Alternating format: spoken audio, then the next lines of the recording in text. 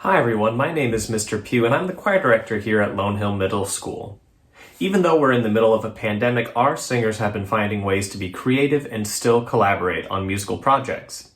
What you're going to hear today is the first snowfall, which is a canon. A canon being something like row, row, row your boat, where different voices enter and the melody repeats over itself. In this example, our choralairs, our treble choir, have actually been layered on top of each other twice. So you're going to hear 4 different entrances of the theme.